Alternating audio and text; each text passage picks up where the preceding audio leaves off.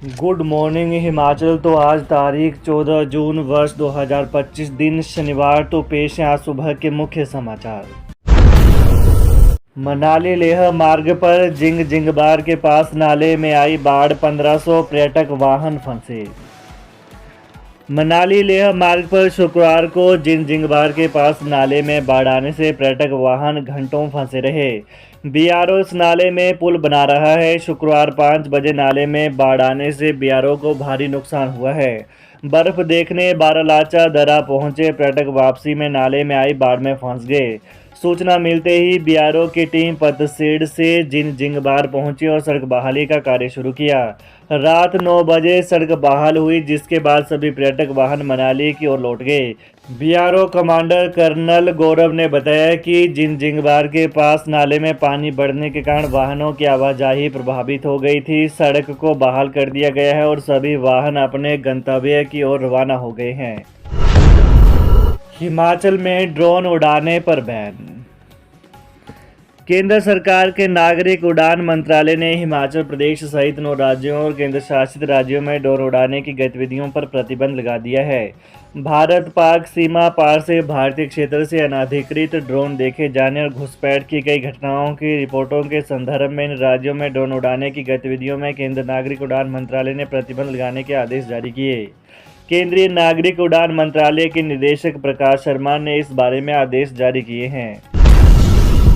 खनन माफिया पर ताबड़तोड़ कार्रवाई, सिरमौर ऊना नूरपुर पुलिस का एक्शन, 37 टिप्पर जब्त। खनन माफिया पर पुलिस ने शिकंजा कस दिया है। प्रदेश के 3 जिलों में ताबड़तोड़ कार्रवाई करते हुए खनन माफिया के 37 टिप्पर जब्त किए गए हैं। हिमाचल प्रदेश पुलिस अवैध खनन माफिया के खिलाफ लगातार सख्त कार्रवाई कर रही है। डीजीपी अशोक तिवारी ने सिरमौर ऊना और नूरपुर जिलों के पुलिस अधीक्षकों को उनके अधिकार क्षेत्र में अवैध खनन की संभावना वाले सभी क्षेत्रों में रात 10 बजे से सुबह तक नाके लगाने के आवश्यक निर्देश जारी किए। निर्देशों के अनुपालन में एसपी नूरपुर ने 5 ऐसे क्षेत्रों में नाके के दौरान अवैध खनन सामग्री से लदे 24 वाहनों को जब्त किया है। ढांगू माजरा में 6, भद्रोहा में 2, कंदरौरी में 8, मलकवाल में 5 और भरोटा में 3 टिप्पर जब्त किए। इसके अलावा सिरमौर पुलिस ने 12 और 13 जून की रात को 11:30 से सुबह 4 बजे तक हरियाणा और उत्तराखंड से आने वाले डंपरों की भी जांच की। युवती अपहरण मामले में बवाल, पुलिस लाठीचार्ज में दर्जन भर लोग घायल। जिला सिरमौर के पुलिस थाना माजरा के अंतर्गत आने वाले एक गांव से ताल्लुक रखने वाली एक युवती के अपहरण के मामले में पिछले कल शाम को उस वक्त कीर्तपुर गांव में तनाव बढ़ गया, जब हिंदुवादी संगठनों से जुड़े सैकड़ों लोग प्रदर्शन के बाद कथित आरोपी युवती के घर की तरफ कूच कर रहे थे। इसी बीच दोनों पक्षों के बीच स्थिति तनावपूर्ण हो गई और एक दूसरे पर पथराव किया गया। दोनों पक्षों के बीच पथराव होता देख पुलिस को स्थिति को काबू पाने और सुरक्षा की दृष्टि से हल्का लाठीचार्ज करना पड़ा। पथराव के दौरान 3 पुलिस कर्मियों सहित दर्जन भर लोगों के घायल होने की सूचना है। बोतल से गला रेंत कर चचेरे भाई की हत्या, जन्मदिन मनाने चंडीगढ़ से शिमला आए थे दोनों। प्रदेश की राजधानी शिमला में दिल दहला देने वाली हत्या की वारदात सामने आई है। शिमला के संजौली में ढली टनल के पास एक निजी होटल के कमरे में चंडीगढ़ से आए एक युवक की कांच की बोतल से गला रेंत कर निर्मम हत्या कर दी। मृतक की पहचान आकाश शर्मा पुत्र स्वर्गीय अजय शर्मा निवासी SCF 40 green market sector 26 Chandigarh के रूप में हुई है। दोनों युवक जन्मदिन मनाने शिमला आए थे। युवक की हत्या का आरोप मृतक के चचेरे भाई पर लगे हैं।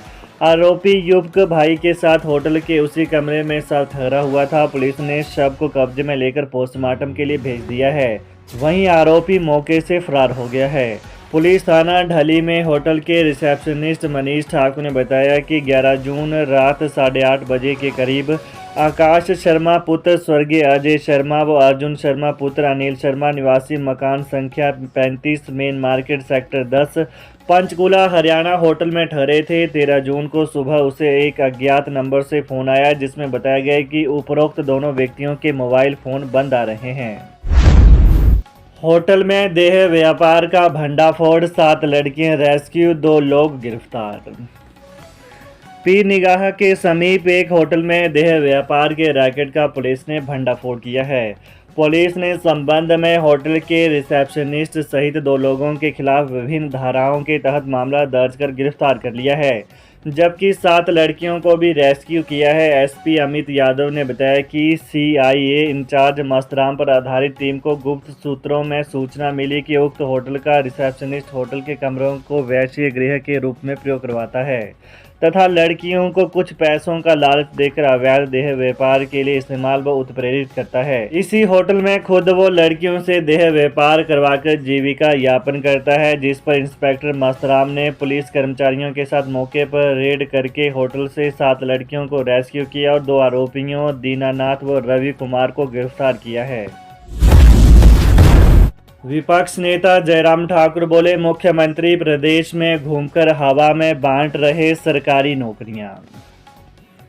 नेता प्रतिपक्ष जयराम ठाकुर ने आरोप लगाया है कि मुख्यमंत्री सुखविंदर सिंह सुक्खू प्रदेश में घूमकर हवा में सरकारी नौकरियां बांट रहे हैं। उन्होंने कहा कि वर्तमान सरकार का आधा से अधिक कार्यकाल पूरा हो चुका है, लेकिन युवा अभी भी सरकार से पक्की नौकरी की आस लगाए बैठे हैं। कहा कि कांग्रेस ने सत्ता में आने पर पहली ही कैबिनेट में 1 लाख पक्की नौकरी देने का झूठा वायदा किया था। उन्होंने कहा कि सत्ता में आने के बाद सरकार ने सबसे पहले युवाओं को गुमराह करने के लिए चयन आयोग को भंग कर दिया ताकि किसी को सरकारी नौकरी न देनी पड़े। जयराम ठाकुर ने यहां जारी बयान में कहा कि प्रदेश के युवा रोजगार को आए दिन पक्की सरकारी नौकरी के लिए प्रदर्शन कर रहे हैं। टीजीटी जेबीटी भर्ती में 2 साल की छूट, अब इस आयु वाले भी कर सकेंगे आवेदन। मुख्यमंत्री सुखविंदर सिंह सुक्खू की घोषणा के अनुसार राज्य सरकार ने टीजीटी और जेबीटी की भर्ती के लिए अधिकतम आयु सीमा में 2 साल की छूट दे दी है। अब 45 साल अधिकतम आयु सीमा के ऊपर 47 साल आयु वाले अभ्यर्थी भी इन पदों के लिए आवेदन कर सकेंगे। यह छूट सिर्फ अपर एज लिमिट में दी गई है। वर्तमान सरकार के बनने के बाद हमीरपुर आयोग में सामने आए पेपर लीक मामले के कारण आयोग 2 साल तक लगभग भंग रहा था। इस अवधि के अनुसार अब आयु सीमा में छूट दी गई है। मुख्यमंत्री सुखविंदर सिंह सुक्खू ने अभ्यर्थियों की मांग पर यह फैसला लिया था। वर्तमान में टीजीटी के 937 पदों पर आवेदन की प्रक्रिया चल रही है, जबकि जेबीटी के 1000 से ज़्यादा पद अभी विज्ञापित होने हैं। 12 साल कार्यकाल के बाद जल रक्षकों ने मांगी पक्की तैनाती। जल रक्षक संघ ने प्रदेश सरकार से 12 साल का कार्यकाल पूर्ण कर चुके जल रक्षकों को नियमित करने की मांग उठाई है। संघ के प्रदेश अध्यक्ष रूपलाल ने कहा कि जल रक्षक संघ के सदस्य काफ़ी लंबे समय से सरकार के समक्ष अपनी मांग रख रहे हैं, लेकिन अभी तक प्रदेश सरकार ने उनकी प्रमुख मांगों पर कोई भी गौर नहीं किया। सरकार की ओर से उन्हें केवल आश्वासन के सिवा आज तक कुछ हाथ नहीं लगा है।